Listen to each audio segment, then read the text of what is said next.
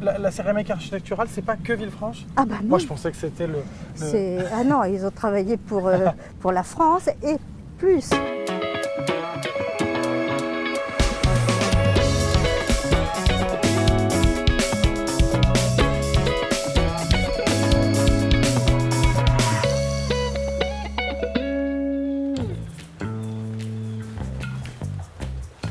Bonjour Michel. Ah bonjour Thibaut. Qu'est-ce que vous prenez en photo? Ah, je suis en train de prendre des photos sur les céramiques architecturales.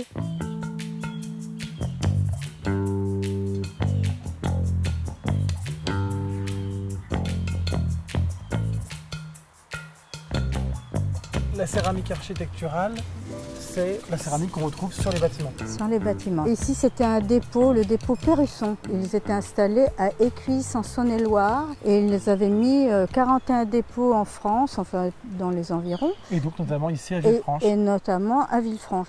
Alors ça, moi j'appelle ça la maison catalogue parce que vous voyez toutes les céramiques qu'il y a sur la façade de... C'est un peu comme si on avait le catalogue de Perrusson sur la façade. Voilà, c'est tout à fait ça. Et donc là on a d'un côté le canal de Berry, de l'autre le Perrusson. dépôt. Quel est le lien entre Perrusson et le canal de Berry? Alors c'est le transport, ils prenaient le canal jusqu'à la gare tournante. Et de la gare tournante, c'est là qu'ils déchargeaient, ils tournaient et ils retournaient vers Écuisse.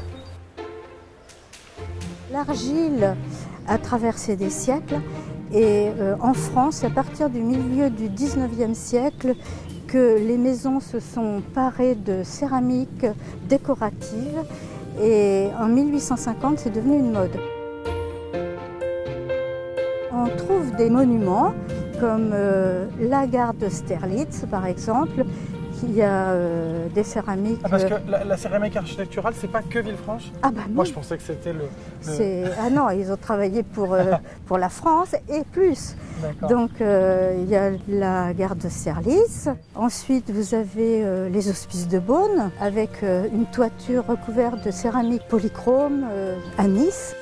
L'église orthodoxe, par exemple, ça forme des fresques décoratives. Ah ben voilà, on y arrive. Là, effectivement, on avait bien la place de faire demi-tour. Oui, oui. Donc les péniches arrivaient de quel côté? Alors ils arrivaient par derrière, là. Ils arrivaient, ils se stationnaient, on peut dire, s'arrêtaient là. Ils déchargeaient, et puis ils faisaient leur manœuvre et ils repartaient vers Écuisse.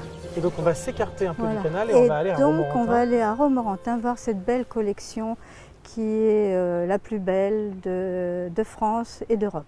Très bien. Voilà. Et ben, allons découvrir cette collection. Voilà. Direction la fabrique Normand. Direction la fabrique Normand, exactement. Donc ici, nous voilà à la fabrique Normand de Romorantin. Exactement. Alors vous voyez, tout à l'heure, nous étions à Villefranche. Qu'est-ce que vous remarquez? Oui, je reconnais très bien. Ça, c'est le dépôt de Perrusson, dans lequel on était tout à l'heure. Oui. Et donc ici, en fait, on retrouve les céramiques juste à côté, c'est ça? Voilà, il y a les frises qu'on voit là. Donc ici, on est sur une collection énorme, en fait. Oui, c'est la collection, on appelle ça la collection Pasquet, c'est Michel Pasquet. Et il a rassemblé 7000 pièces, dont 2300 décors de céramique, terre cuite et vernissée. D'accord.